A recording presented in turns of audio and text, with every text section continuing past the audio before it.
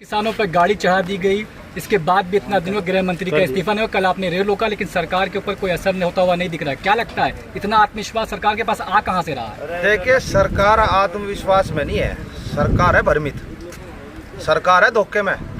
सरकार ये चाह रही अब किसी न किसी तरीके से ये आंदोलन खत्म हो जा। ये कई हजार करोड़ रुपए खर्च कर दिए इस आंदोलन को खत्म करने के चक्कर में। ये नहीं सोचा पता नहीं कब घड़ी की चौथाई में किस तरीके से ऐसे खत्म करे।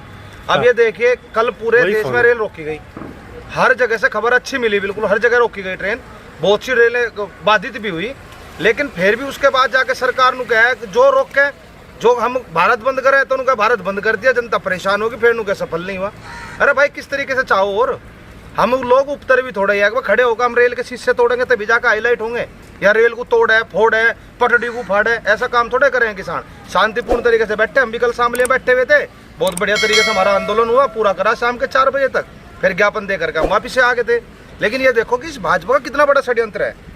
अभी कुछ दिन पहले सिंधु बॉर्डर पे एक आदमी की हाथ काट के हत्या कर दी गई, निहंग सरदार ने हत्या करी।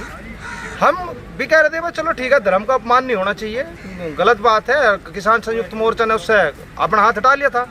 लेकिन ये देखो, आज जो फोटो आ रही है, सेम जो कांड इन्होंने 26 जनवरी को करा था, वही कांड दोबारा दोहराया गया, जू का तू वो का वही एपिसोड, जू का तू।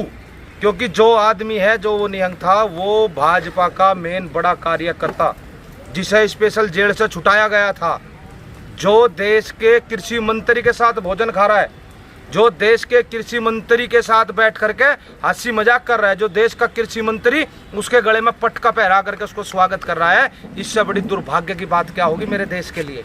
मेरे देश को बर्बाद करने पे उतर गया भाजपा। अरे इतने बड़े बड़े षड्यंत्र, किसानों को खत्म करने के लिए, सरदार कौम को खत्म करने के लिए, और कैसे मूर्ख है आदमी जो सरकार के चक्कर में आकर अपनी जात बिरादरी के साथ भी धोखाधड़ी कर रहे हैं। ये तो अफसोस की बात है, सितम की बात है।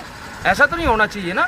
अब भाजपा अपना इतना स्तर गिरा देगी, अब भाई किसान आंदोलन खत्म करने के लिए साम दाम दंड भेद हर चीज इस्तेमाल करेगी, एक अपराधी को जेल से छुटा करके पूरा षड्यंत्र बनावेगी, और षड्यंत्र बना के आंदोलन को खत्म करने का प्रयास करेगी। ये तो देश का दुर्भाग्य है। सिंघू बॉर्डर का जिक्र किया, इतनी बड़ी घटना वहाँ सिंघू बॉर्डर पे हो गई, लाश लाके टांग दी गई बैरिकेटिंग पर। किसान संयुक्त मोर्चा ने कहा हमसे कोई लेना देना इससे नहीं है। क्या वहाँ इतने सब किसान थे, उनको पता भी नहीं चला इतनी बड़ी घटना हो गई? देखिए, मिला तो नहीं ना, किसानों का हाथ मिला तो नहीं उसके अंदर, मिल गया ना भाजपा का ही हाथ। कराना भाजपा ने ये काम भाई, प्रत्यक्ष को प्रमाण की आवश्यकता नहीं है। फोटो है, ये मेरे पास सारे फोटो पड़े, और आज सोशल मीडिया पे पूरे एक्टिव हो रहे हैं। मनोहर लाल खट्टर जो होम मिनिस्टर से मिले थे, वो उसी का बोल नहीं रहे थे 4-5 दिन में भाई। उन्होंने तो मनोहर लाल खट्टर ने क्या काम करा? मनोहर लाल खट्टर ने तो कहा अपने किसानों को जाकर के, कहला तुम एक काम करो, लाठी डंडू का तेल लगा लो तो इनके जैसे बन जाओ। आज क्या काम हो रहा? आज उत्तर प्रदेश का किसान अगर अपनी धान को लेकर के हरियाणा में जा रहा तो जानबूझ के पुलिस प्रशासन से उस किसान को रोका जा रहा। क्यों रोका जा रहा? अगर भाई मुंह पता लगा हाँ ये कानून ठीक थे, पूरे भारत में कहीं भी बेच सके थे, अगर ये कानून लागू नहीं है तो उत्तर प्रदेश का आदमी हरियाणा में जाकर धान नहीं बेच सकता। अरे हम सारे जीवन तो हरियाणा में वहां जा जाकर बेचा, आज यू कहाँ था नया कानून आ गया, कहाँ था पुलिस रोकने लगी आज के टाइम? भाई बताओ। और आज किसान इतनी बुरी तरीके से मरा, जिस तरीके से बारिश हुई है, बरसात होकर के जो किसान बर्बाद हो रहा है आज के टाइम, चौड़ा मुंजी सब बर्बाद होगी किसान की। कहाँ है सरकार? किसान के बारे में तो सोचना ही नहीं ना इन्हें तो अपनी सत्ता को कैसे रखना स्थापित, इन्हें ये सोचना। 5 राज्यों में विधानसभा चुनाव है, 5 राज्यों में विधानसभा चुनाव है। उत्तर प्रदेश सबसे बड़ा प्रदेश माना जाता है, और कहते हैं संसद का द्वार उत्तर प्रदेश से खुलता है। आपके किसान आंदोलन का असर वहाँ कुछ पड़ेगा? क्योंकि सरकार बड़े आत्मविश्वास में है, मुख्यमंत्री का कहना है कि 350 प्लस आ रही है। क्या लगता है? देखिए, सबसे बड़ी चीज क्या है, लोकतंत्र में जनता की बहुत अहम भूमिका है, और देश का राजनीतिक नेतृत्व कैसा होना चाहिए उत्तर प्रदेश तय करता है। भाई संसद भवन में कौन बैठेगा ये उत्तर प्रदेश तय करे। लेकिन आज जो है सरकार बता रही ना 300 प्लस और 400 प्लस और 500 प्लस, ये बकती फिर है ना, यह सरकार इको चैम्बर में फंस चुकी। इन्हें तो क्या करना है, इन्हें तो ईवीएम में गड़बड़ करनी। लेकिन इको चैम्बर है क्या? जो कुछ ये मुंह से बोल रहे हैं, वो मीडिया उससे तेज गति से इनके पास वापसी पहुंचाती है। आपने देखा होगा, प्रत्यक्ष प्रमाण की आवश्यकता नहीं है। हरियाणा में देख लेते, अब की बार 70 पार, बंगाल में देख लो, दिल्ली में देख लो, जहां भी तुम देखोगे ना, वहां देखने के बाद एक ही पता लगेगा, रोड़े तो पहले बहुत तारे शोर तो बहुत मचा हुआ है, लेकिन बाद में आने के बाद इनका रिजल्ट 0 निकलता है। और ऐसे उत्तर प्रदेश के अंदर होगा, उत्तर प्रदेश ना बर्बाद कर देगा, इस भाजपा को खत्म कर देगा। जितनी गंदी पार्टी, जितनी गिरी हुई, बिल्कुल नु मानो एक रंडी के तरीके की रंडी ऐसी पार्टी है या जिसने इस देश को बर्बाद कर दिया, इस देश के किसान को बर्बाद कर दिया, हर एक व्यक्ति को बर्बाद करने के पीछे। सतपाल मलिक जी भी तो किसानों के सपोर्ट में बहुत सारे। सतपाल मलिक ने कल कहा, क्या नाम है, कि उत्तर प्रदेश में विधायक MP MLA किसान गांव में नहीं घुस पा रहे हैं। हाँ, गांव में घुस लेकिन नहीं पा रहे हैं, बीजेपी समझ क्यों नहीं रही है? क्या उन्हें तो लगता पता है। उसने सतपाल मलिक ने पहले भी 3-4 बार बयान दिए, मोदी जी को भी कहा भाई इन किसानों की बात मान ले, अगर इनकी बात मान लोगे तो भाई तारा समाधान हो जाएगा, तुम्हें 1-2 सीट भी मिल सके। अगर इन किसानों की बात ना मानी तो भाजपा को खत्म कर देंगे, और अब की बार भाजपा को खत्म ही करा जा रहा, और ये इसे जड़ से खत्म करेंगे। ये भी कहा कि अगली सरकार नहीं बनेगी किसान। हाँ, बोल तो दिया ना भाई, भाजपा ने पहले ही बोल दिया। वो सतपाल मलिक क्या है, किसानों का हितैषी है, हमारे बीच में निकल कर गया हुआ है। लेकिन बात यह है कि जो भाजपा के बाकी नेता है वे कितने मजबूर है, वे कैसे बन चुके, वे तो बिल्कुल बर्बाद हो गए, वे तो बोल भी नहीं सकते, उनकी तो अभिव्यक्ति की आजादी चली गई।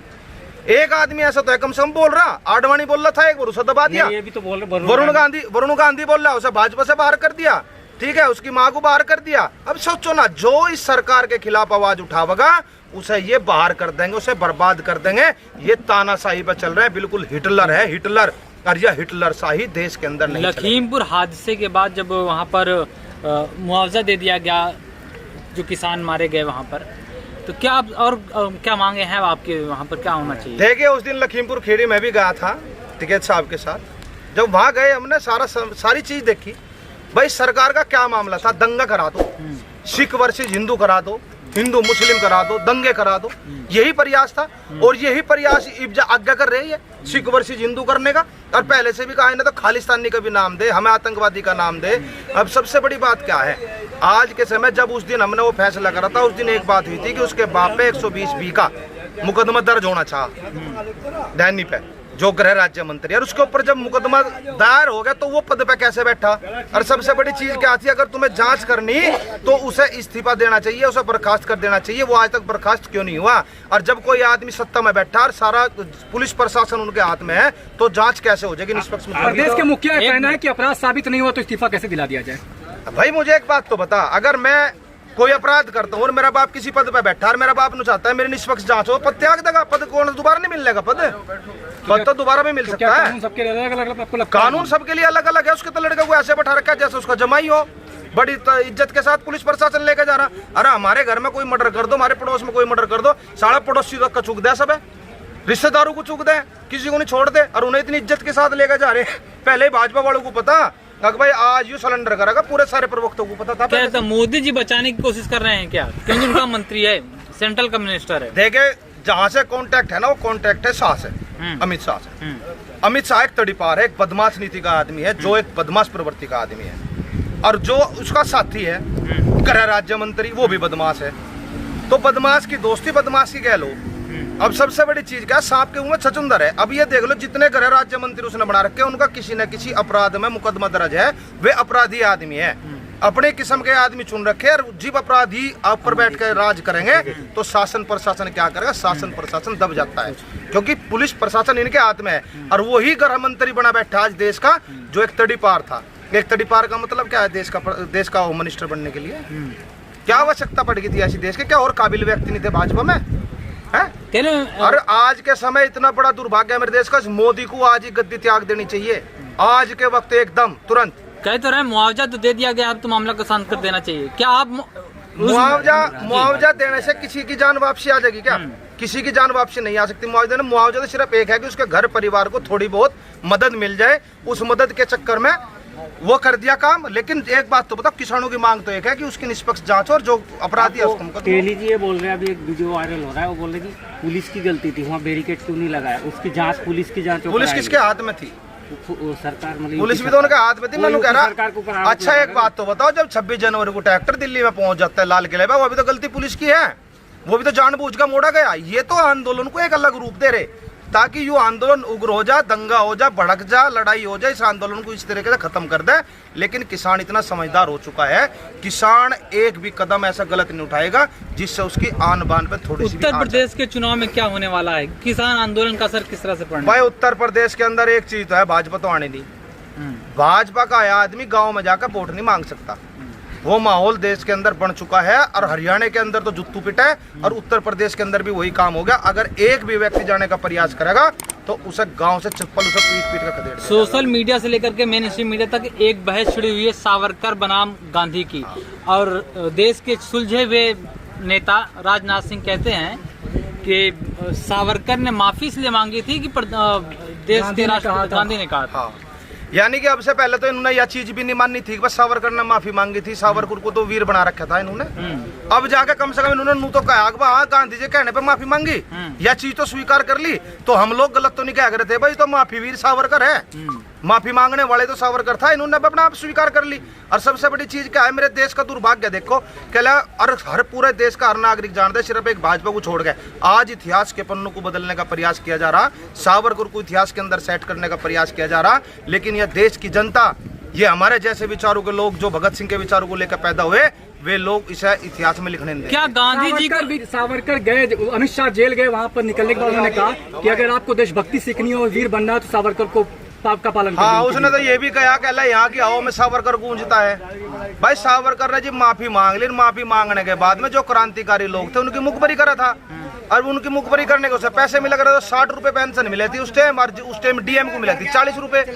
तो यहाँ से तो पता लगा उसने ऐसा कौन सा कमाल कर दिया जो 60 रुपए मिल रहे ये तमाम बहस का मुद्दा क्या लगता है, महात्मा गांधी को रिप्लेस करके सावरकर को इस देश का राष्ट्रपिता बनाने की कोशिश हो रही है? देखिए सबसे बड़ी चीज क्या है, महात्मा गांधी को मार दिया गया था। महात्मा गांधी कोई एक इंसान नहीं था, महात्मा गांधी एक विचार था, और विचार को समाप्त नहीं किया जा सकता। आज ये चाहे कुछ भी छेड़छाड़ कर लो या कोई भी पन्ना बदल लो, लेकिन आज के समय इतिहास बदल लो, फिर भी बदलने के बाद भी बदला नहीं जाएगा, क्योंकि गांधी की क्रांति विचार की क्रांति, और विचार की क्रांति को समाप्त नहीं किया जा सकता।